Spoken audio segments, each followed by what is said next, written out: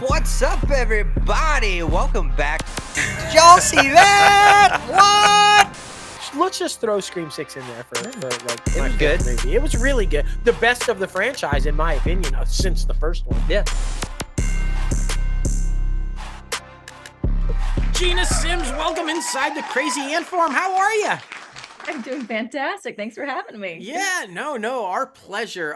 We are super excited to talk to you. You have quite the interesting background, and we are going to dive into all kinds of it because, yeah, we have some questions for you.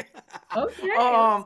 But we're also super excited because, like you, we also have journalism backgrounds. So anytime we can talk to somebody that's coming from the same area that we came from and doing this thing, it always makes it fun. So let's dive in right there because it's an interesting path. You've had several different career paths within the industry and how you've gotten to where you are now. So was it something you always wanted to do, be in the entertainment industry, act, or be a part of that, or did you kind of fall into it? What's the deal?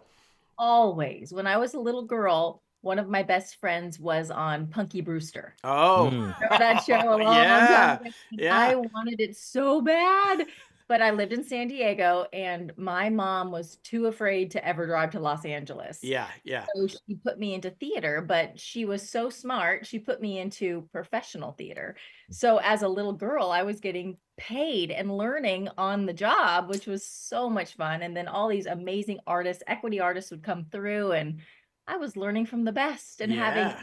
the best time.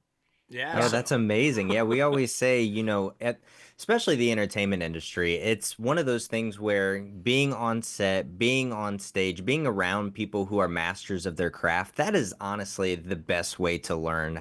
Because in a society, in a day and age that we know the attention span's a little bit lower than what we feel like it should be, but to be hands-on, I feel like is so critically important. So do you have like any big memories from your time on stage to where you feel like helped you grow into the person who you are today? Absolutely. The place where I was doing all the acting was at an open air amphitheater ooh, and nice. in San Diego and airplanes would fly over to Ooh, Lindbergh Field. And so we would have to look at the conductor and there were different lights at the bottom. And when the yellow light came on, it was getting ready to stop. And when the red light came on, we had to freeze and he would do his motion and we would freeze on wow. stage. We're just these little kids, doing Annie or whatever and then we'd go back and we'd start performing and it was the best time. I had the best childhood. Just Wow. playing. That is a Yeah. first. I have never heard where we have to stop in the middle of production because a plane is flying by and you're being It cued by. was That's amazing. That like talk so about much. pressure, right? Like okay. Oh, But we were kids. I mean, it was just something that we did. And that's yeah, how we no from the doubt. very best coming through. But when I was 18, I said I wanted to move to Los Angeles and try acting. There you Mm. go. So I moved up there with 6 friends, and only 2 of us could afford acting classes. So we would go to class and then come home and turn the couch around, and we would basically redo class for Yeah. everybody in the household. And we just had a ball. Wow, that's really cool. So let's talk that because starting on stage, it's Yeah. two totally different things when you act on for camera as opposed to on stage. Did you find the transition from that difficult or were you able to just adapt right to it? I know we've had a lot of guests on that say the transition was a little hard. They had to bring themselves down a little bit. Or others that said, "Nah, it was no big deal." So what was yours like? I think my philosophy is good acting is good acting. It's just magnified on camera if you're bad acting. Right. You can hide it better on stage. So yeah, just when you're on camera, you're just adjusting for the camera. So I always tell the kids that I teach, imagine if you're on stage, it's almost as if you're talking to somebody across the field and you need to Mhm. get their attention.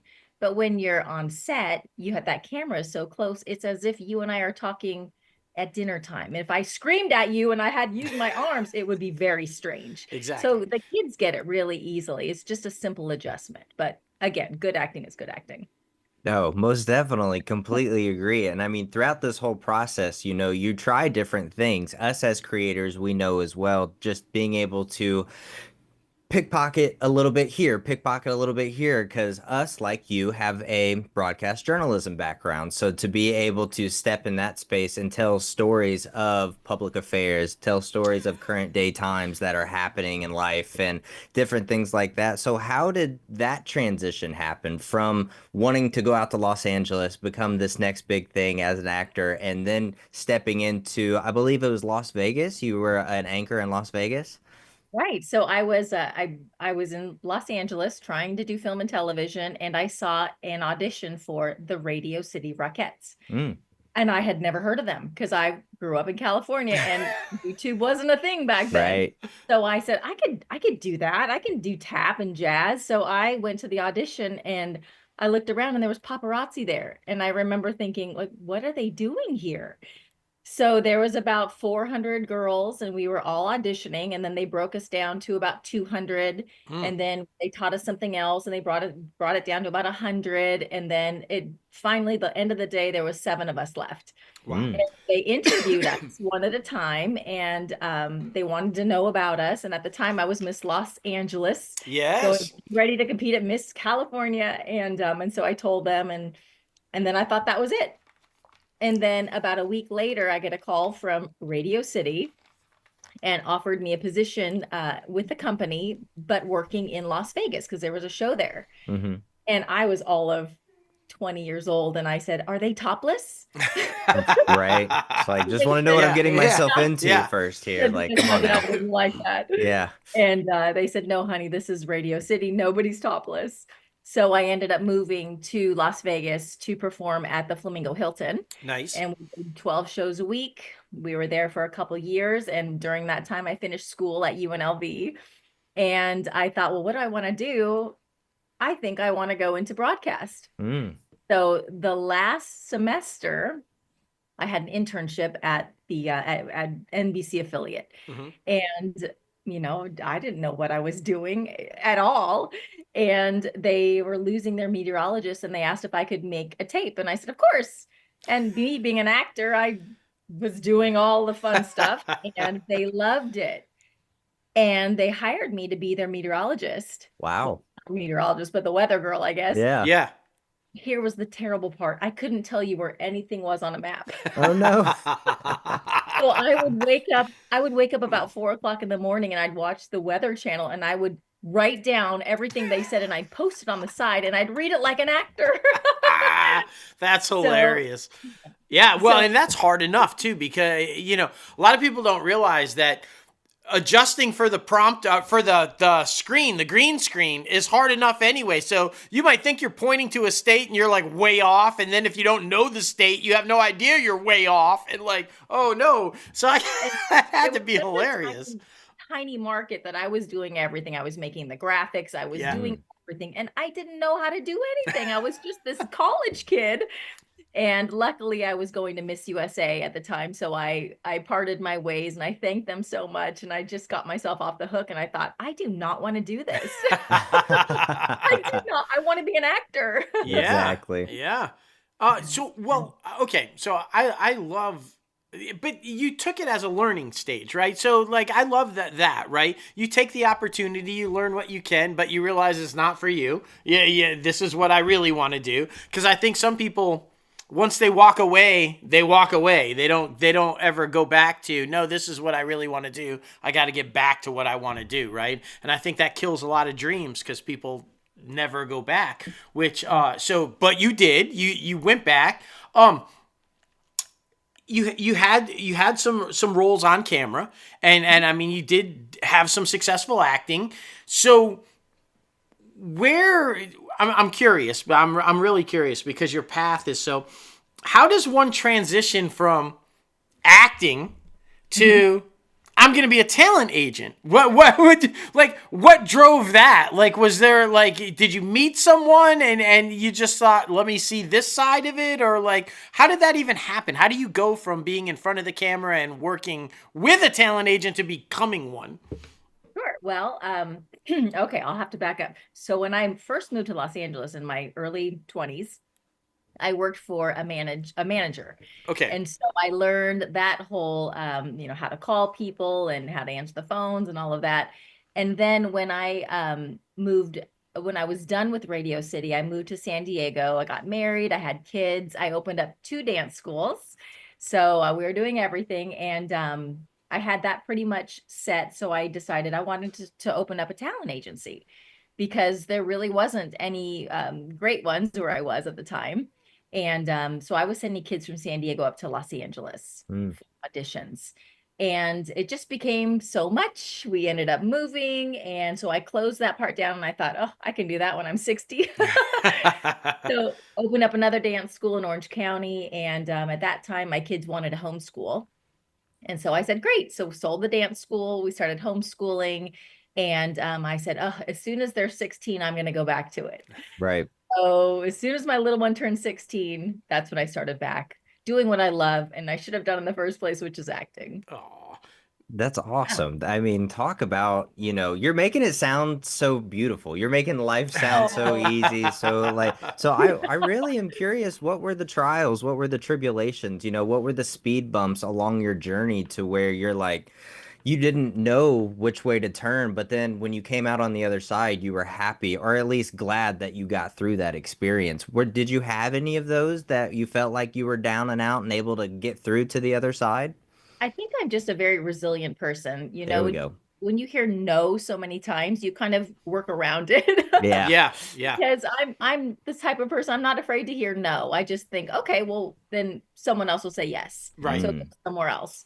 Um, and of course, being an actor for so long, you hear no so many times that you either rise above it or you just sink below it. Yeah, And so, yeah, I think some of the trials were, I had new babies at the time and I had 2 businesses and then starting the talent agency, it was a lot.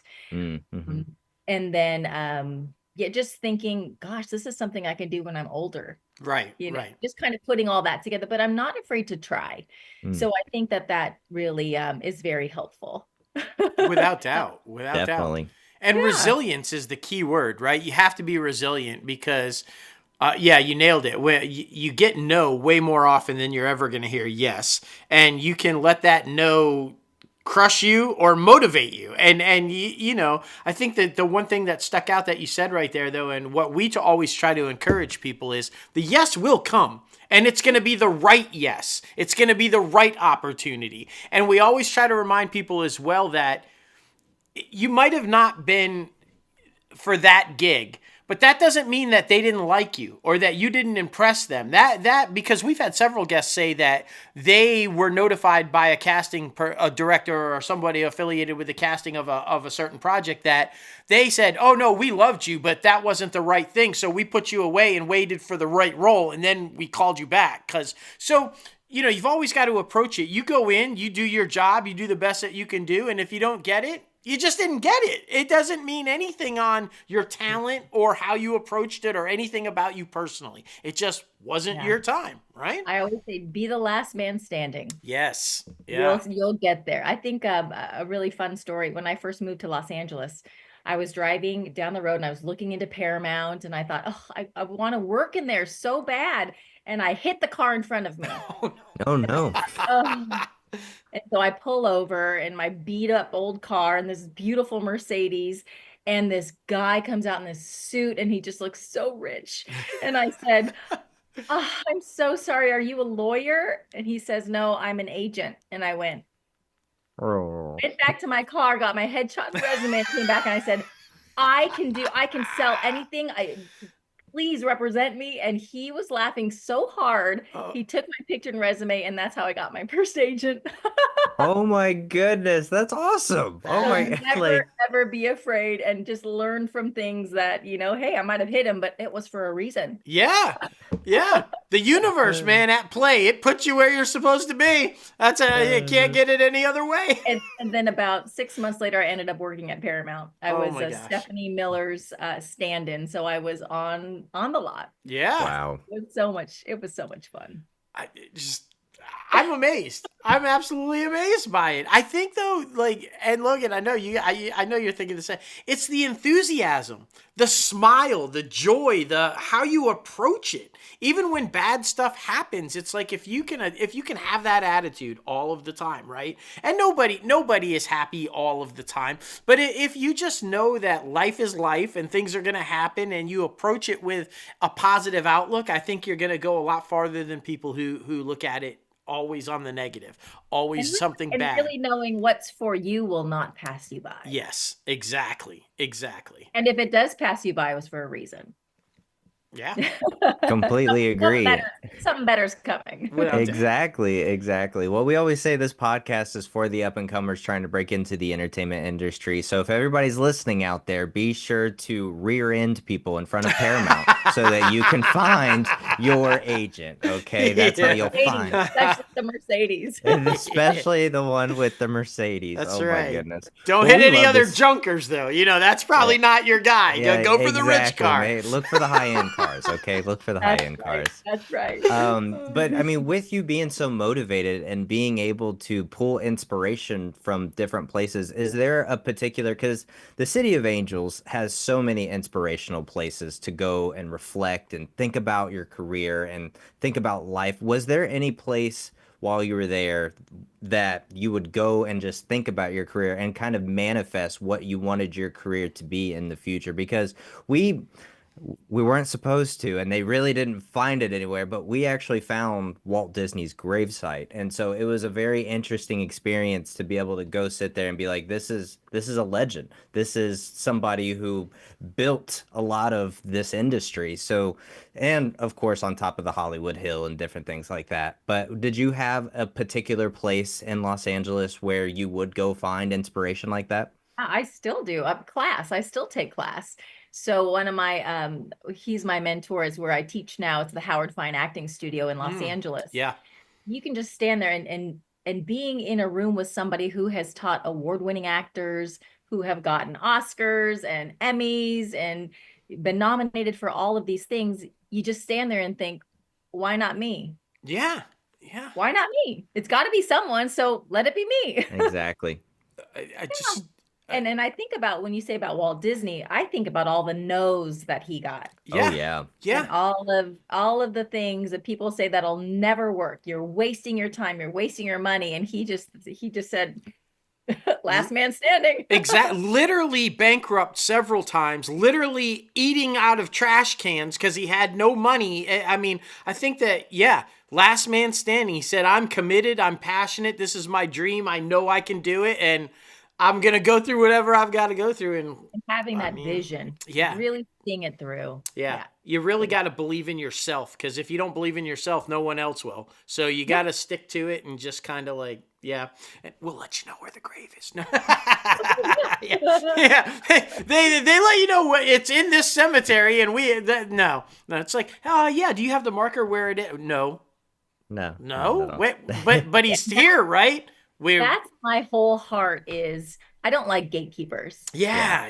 Why are we keeping secrets from each other? Just open up the doors and let everyone know, and let's help each other. Right? Like, why on earth would you tell people who are probably chasing the dream they want to be the next Walt Disney? Why would you tell them that he's buried there and then not tell them where?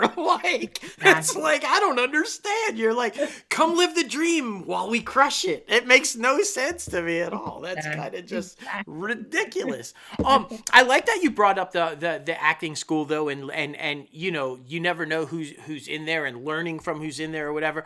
William Daniels and Bonnie Bartlett, we had the great pleasure of interviewing them, and they talked about their time in Lee Strasberg's school, and how when they were there in acting school, Marilyn Monroe was there, but not taking, she at that point wasn't a student. She was literally working as like a receptionist or a secretary, and they would and who knew right at that point, they said, oh, she was just the sweetest girl, but she was bumbling and she wasn't too, and we're like, whoa, that is so, you never know. And exactly. You never burn bridges with anybody. So true. Because you never know who's gonna go somewhere else. Right. And everybody remembers, and they you want saw to work with people that they like. Yes, and you saw the one post that I made, and Logan and I talk about this all the time. It's you never forget anybody and never treat anybody poorly because, in this industry, even if you make it all the way to the top, you don't stay there. Nobody ever stays there. And on the way back down, those people, they will remember that. And when they're the ones casting you or they're the ones in a position of power, they remember how you treated them. And I just think it's so critically important when we try to tell people breaking into the industry, if it's a set PA or a janitor or the head of a studio, you better treat them the exact same way because that janitor might be the head of the studio one day. So you got to be, it happens all the time. Yeah, that's it. Literally, the theme of the entire episode, last man standing. And you are definitely teaching the up and comers to be the last man standing. That's for sure. Because now you're dabbling in the arts of teaching the up and comers. So how did you fall into that? Was there a particular class that you took that was like, oh, I could definitely do this? Or was there like your mentor, like you said, like tried to bring you on board? How did you fall into that? Well, I have always had a dance school. So we had tap, jazz, ballet, gymnastics, hip hop, musical theater. And I always hired somebody to come in to teach the acting because I didn't have time to put their syllabus that I felt it deserved. So then COVID happened. The world shut down. And I thought, if I'm going to die, what is something that I have not done yet or explored? And it was that. And so I developed a syllabus and I rented the studio that I had just sold. And I taught a group of 10 kids just to try it out. And it was for very little money. And it was fantastic. And they did wonderful. And I thought, this is what I want to do. And at the same time, they were developing Howard Fine Youth at the studio and asked if I wanted to come in and help build it up. So it's a dream come true because this is exactly what I want to do. And I want to encourage that next generation. Don't stop. If this is what you want to do, keep going. Yeah. Don't take no for an answer. There's always going to be no's, but the right yes will come. Yes, exactly. And you keep saying kids. What's your age range that you're coaching, that you're teaching? Oh, I call everybody kids. So okay. I start at 8 and we have a group of young adults from Germany coming in next week. So we have 20, 22, 24, 25, they're all kids. Yeah, unfortunately. Yep. We can call them kids. That's true. Even though we're in our 20s ourselves, I don't understand. It's fine. It's fine. What do you think? What's the one thing that you, in your process of teaching and guiding, what are the most important things that you try to instill in them with the acting and maybe even some of the pitfalls that you try to help them avoid when you're guiding them? Yeah, I think one of the biggest misconceptions with acting is that you think you're going to play all these different characters. Right. But the opposite is true. You get to play you over and over again, but in different situations. So really honing that and finding that connection to the character and going deeper than the words say. Because everybody who's written a script knows that they have mold over that page and there's no throwaway pages. Yeah. So really teaching the kids how to find connection is young adults, how to find the connection with their character is something that's very hard for everybody. Oof. Yeah, that it's true. I mean, it really is because you're so engulfed in your personal feelings, but then definitely when you become an actor, it's hard to project that. It's hard to let that out, especially if you're stepping into a difficult situation, which sometimes we are when taking different roles in the entertainment industry. I definitely know that being a fact. But I mean, this has been an amazing conversation, and I'm very curious too because we like to round out our interviews with some popcorn questions, and these are fun too. It gets has people get to know you a little bit more and a little bit more personally, I guess you could say. And this one's interesting. We kind of have to mix this first one up for you because you're so versatile. You've been a little bit of everywhere in the entertainment industry, so it's kind of fun. So what do you think is the funniest moment or most memorable moment throughout your entire career in the entertainment industry? Could be on set, could be in your teaching, could be while you were anchoring, anything. Well, I was on set in Atlanta, and the time difference, I was so tired. I was taking a nap during lunch, and I got a knock on the door because it was during COVID, so we all had our own rooms in the house. And this old man came in, and I was a little perplexed, and I thought it was the owner of the house, just wanted to say hi. And so I was talking to him, and then I learned he was a financier of the whole, Oh, Oh, whole project. And I thought, oh, treat everybody the same, right? yeah. yep. So yeah, that was something funny that happened. And I was telling the rest of the cast, like, do you know who this guy is? He's the one that brought us here. Yeah, yeah. Oh, nice to meet you. Right, exactly. Yeah. Oh, hello, hello. Oh my gosh, that's so funny. Yeah, because again, it goes back to what we've been saying the whole interview. You never know. You never know who somebody is or who they're not. And you got so good. So good. All right. I'm really curious about this question. I normally we're pretty good at kind of like we have an idea of what we think somebody will answer to this question, but I can honestly say I have no clue what you will answer to this question. If you could live inside a film or television show, which one would it be and why? Devil Wears Prada. I could watch that. Oh, that, and also oh, I can't think of the name right now, but Devil Wears Prada for sure. I just think Meryl Streep was so vulnerable and so strong. And, some people might say, oh, she's being so catty and so mean. But what she was really doing was teaching the next generation how to stand up, how to be strong. And she was justifying the role. And I just thought, oh, it was just so amazing. That So I would live there rent free. and there's that optimism again. Yeah, look at it through optimistic eyes as opposed to negative. Yeah, I love that. I love that. Exactly. That's awesome. This third one would be very interesting, and especially like, I guess, I don't know, because it would be if you could work with anyone, who would it be? But I guess if you could try to help someone, maybe someone in your class or an up and comer, who do you think you would want to help for a particular role, I guess? Ooh. Who would I want to help for? I don't know. My gosh, all of them. I mean, I do private coaching as well. So, Nice. gosh, I think what I would really love to go watch one of my students on a multicam comedy. That would be I fun. just think that that live audience, that rewrite, right away and get that script of learning it right then. I think that's just, you have to have chops to Yeah. do multicam comedy. Yeah, no doubt. Yeah, No doubt. helping anybody to be in that would be great. Oh, that's a great answer. That and Meryl Streep, right? No, I'm just kidding. Right. If you can That's work with the one. anybody, I mean, I kind of got that you maybe like Meryl Streep. All right. Oh, she's fantastic. Now we're going back to the journalism, days and, the whole emotional, we're going to want to try to make you cry moment with Barbara Walters. If you could go back and have a conversation with your 10-year-old self, what would you tell yourself?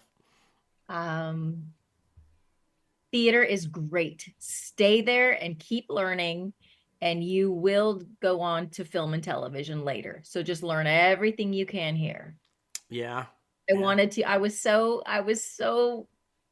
anxious to do that. And, here's my friend doing commercials and she's doing everything I wanted to do. And my mom's too scared to drive to Los Angeles. Yeah. So yeah, just relax. It'll happen. That's That would be right. That's what we got to do, man. That's what we got to do. Let ourselves be comfortable being uncomfortable. That's Yeah. for sure. We always say that. It's very important. And then the fifth and final one, I feel like we already know this because you're a very optimistic person. You're very positive. Are you happy with your overall career so far? Absolutely. Sometimes I just stand in awe and I just think, wow, I feel so honored to be able to do what I'm doing, Yeah. to be able to work with, to be trusted by kids or kids' parents, by the way. When I teach on Zoom, I know that the parents are right here. Right. Yeah. Like and- right off to the And they side. keep coming back for classes, so I'm doing something right. But yeah, it's an honor to be able to work with people. And actors are so vulnerable. We bring ourselves to the roles, and sometimes that's a hard thing to do. So yeah, You- to just be kind and that's Yeah, I think I'm glad you said that, because I think that's a great way to end it for anybody that's listening that wants to break into the industry as an actor. I think a lot of times the mainstream, the people that aren't in the industry, they have this image of what celebrities are or actors are, and they think, but they're just people. That's the job. That's what they love to do. They get up the same as you. They've got to figure out food, get the kids off to school, figure out what they're doing. And if you just approach it with the idea that these are just genuine human beings like everybody else, just this is what they happen to do, I think it makes it much more relatable. And you know, because, yeah, I think sometimes people forget that we're I just think people. if I had to give anybody advice about training, when I was young, I went to this school in Los Angeles that I'm not going to say what it is, but very famous. And the lady who was in charge of it, she came in to watch the class, and I was doing an exercise, and I'm just this young kid. I don't know how to do the exercise. And I'm thinking it's kind of weird. And so in my mind, I'm thinking it's strange, and I'm smiling, and she's came up and she berated me in front of everybody. Oh, my goodness. She would say, wipe that off your face. You need a effing hearing aid. And I just stood there in amazement, and I thought, this is crazy. yeah. Yeah. This might work for some people, but it doesn't work for me. And so I ended up, I audited another class. I audited Howard Fine when I was in my 20s, and I watched him work with people. And he was so professional and so caring and so kind. And I thought, this is where I need to be. Yeah. So my advice to anybody starting out is audit classes. Who do you work best with? Because not everybody works best with being yelled at and being, making feel like they're terrible. Right. But some people do work great with that. So find what works best for you and learn and grow where you're planted, and you will totally thrive. Last man standing. Yes. Oh, I love that. I love that. Yeah. Well, thank you so much for coming on the show today. This has been an amazing conversation. Like I said, your positivity has been just like amazing. I don't know how else to say it, but this promotional time, so feel free to promote anything that you would like. Sure. You can find me if you want to take class at Howard Fine Acting Studio, and I teach the youth program. So you can find me on TikTok, Gina Simms, Instagram, Gina Simms. I'm always around. Yeah, great content too. Great content. Yeah, absolutely. And yeah, just thank you so much. I think, your positivity and the way you approach things, anybody that's out there, that might have thought about walking away, probably just changed their mind and was like, oh, wait a minute, hold on. Maybe I can do this thing. Yeah, we love to talk to people like you. We need more people like you, and hopefully, doing these type things will inspire people to chase the dream, because it's all about helping each other. It's how we all make it. It's how we get to play every day and do what we do. It's how we learn, so we got to pass it on. Exactly. Well, open invite. Anytime you want to come back on and chat, yeah, you're always welcome. We absolutely loved it, and continued success in everything that you're doing. Thank you, guys. Good to be here. Have a good one. Thank you. Oh boy, talk about informative, man. I mean, we hit so many different topics in that 30 minutes. It was kind of wild. It really was. But the one thing that stood out throughout is maintain a positive attitude, stick with it, and don't give up, and you'll be successful. And I think that, her message throughout everything that she did, all these different career paths and she never walked away from, she always went back to, and she knew that that's her calling, that's her passion, that's what she wanted to do, and she's doing it. So I guess the thing out of it is, don't give up. Just keep going at it, and it'll happen. Exactly. Thank you again, Gina Simms, for coming on the show.